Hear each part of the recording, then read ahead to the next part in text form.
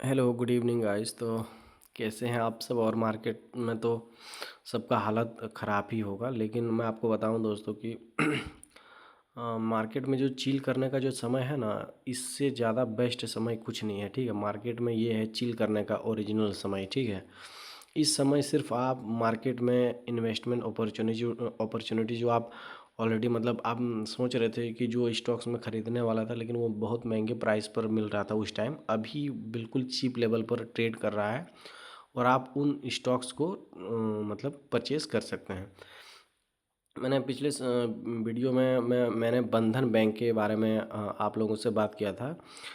लेकिन अगर आप देखिएगा तो ये जो स्टॉक है, इसका रिज़ल्ट आया है। ठीक है, इसका रिज़ल्ट है, इसने बहुत अच्छे पैटर्न के साथ इसने ब्रेकआउट यहाँ से दिया था और इसको 200 पे मैं इसको ख़रीदने वाला भी था। ठीक है, लेकिन इसको अभी फ़िलहाल मैंने नहीं ख़रीदा है।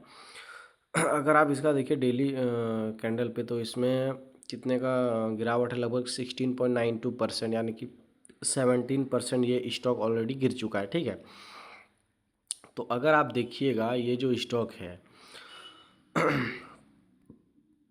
भले ही ये नीचे के लेवल से ये ब्रेकआउट करके ये ब्रेकआउट इसने बहुत अच्छा किया था और भले ये स्टॉक यहाँ से ऊपर गया था। ठीक है, लेकिन वहीं पे अगर आप इसका फाइनेंशियल में अगर आप देखिएगा ना स्टेटमेंट में, तो कुछ ज़्यादा चेंजेस नहीं हुआ है।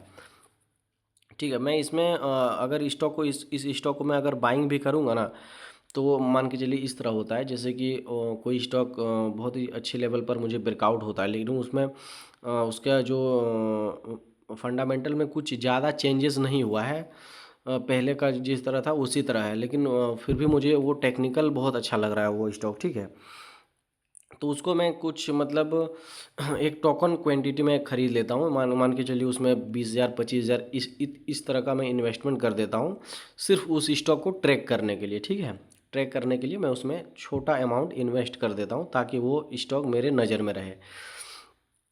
तो अगर आप देखिएगा जो बंधन बैंक का क्वार्टर का रिज़ल्ट आया, ठीक है, देखिए पिछले क्वार्टर में कितना था, 5476 सेल्स था रेवेन्यू, अभी कितना है 5631। तो इसमें कुछ ज़्यादा दिक्कत हुआ नहीं है।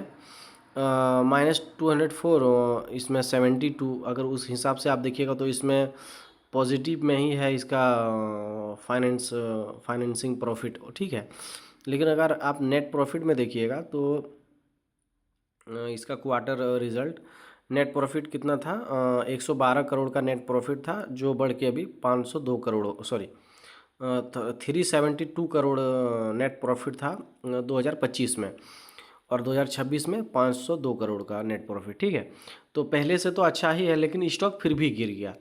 अब मैं आपको दिखाता हूँ कि स्टॉक में मैं जो बोल रहा हूँ कि फाइनेंशियली उतना ज़्यादा चेंज नहीं हुआ है। हो सकता है कि अंदर इस स्टॉक में कुछ और चल रहा हो, लेकिन अभी अगर आप देखिएगा तो इसमें ज़्यादा कुछ चेंजेस ईयर ऑन ईयर जो ईयरली रिजल्ट है वहाँ पे हमें कुछ ज़्यादा चेंजेस देखने को नहीं मिला है। तो वो मैं कैसे कह रहा हूँ, देखिए 2016 से हम लेते हैं। ठीक है, 2016 यानी कि 10 साल हो गया।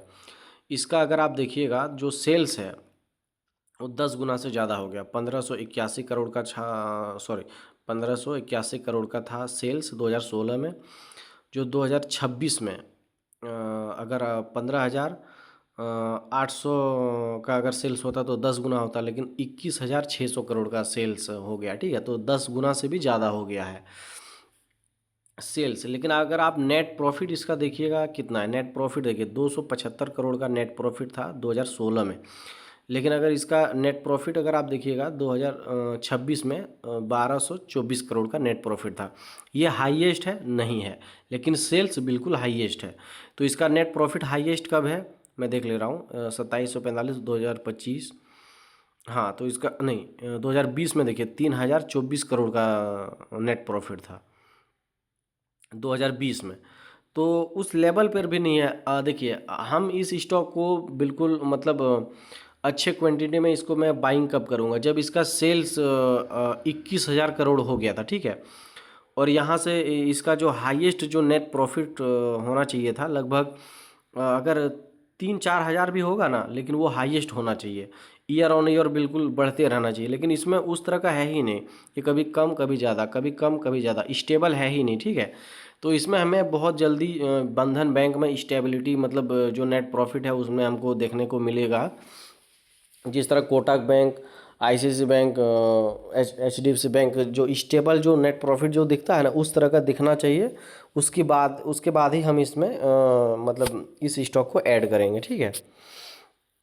तो फिलहाल अगर आप देखिएगा अभी ये स्टॉक बहुत अच्छा ब्रेकआउट किया था, लेकिन अगर आप मैं इसका टेक्निकल में अगर आपको बताऊं तो ये मेरे हिसाब से मेरा जो व्यू है 134 के लेवल से मतलब 120-30 और इधर आपका ऊपर में हो गया 200, इसी लेवल पर ये ट्रेड करेगा। यहाँ से इसमें गिरावट हमें नहीं दिख रही है, क्योंकि अगर आपको ये लग रहा है कि ये अपना डाउन ट्रेंड कंटिन्यू करेगा तो उस तरह ये डाउन ट्रेंड अपना कंटिन्यू नहीं करने वाला है यहाँ से, ठीक है। ये स्टॉक भले और 2-3 साल कंसोलिडेट करे या फिर 1 साल में या फिर अगले बुल रन में ही ये स्टॉक चलना स्टार्ट हो जाए, इसीलिए इसको हम छोटी क्वांटिटी में टोकन क्वांटिटी में इसको हम खरीद लेंगे, ठीक है।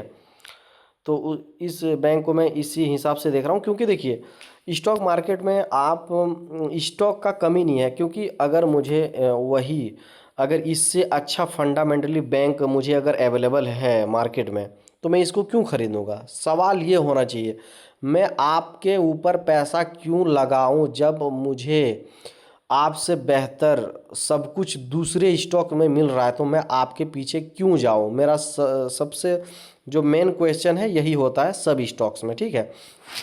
जो एक्स्ट्रा ऑर्डिनरी जो जो स्टॉक कुछ कर रहे हैं मैं उसके ऊपर पैसा लगाऊं, ठीक है। तो उसी हिसाब से मैं देखता हूं किसी भी स्टॉक को। तो मार्केट में अभी और बहुत ज़्यादा बहुत ही अच्छा अपॉर्चुनिटी मिल रहा है ख़रीदने का, तो आप अभी लगातार मार्केट में बाइंग करते रहिए अच्छे अच्छे स्टॉक्स में, ठीक है दोस्तों। अगला जो वीडियो आएगा ये दिल्ली जो प्रोटेस्ट वहाँ पे हो रहा है इसके बारे में मैं कुछ बोलना चाहूँगा, तो उसके बारे में मैं अगला वीडियो लाऊंगा। ओके दोस्तों, थैंक यू सो मच।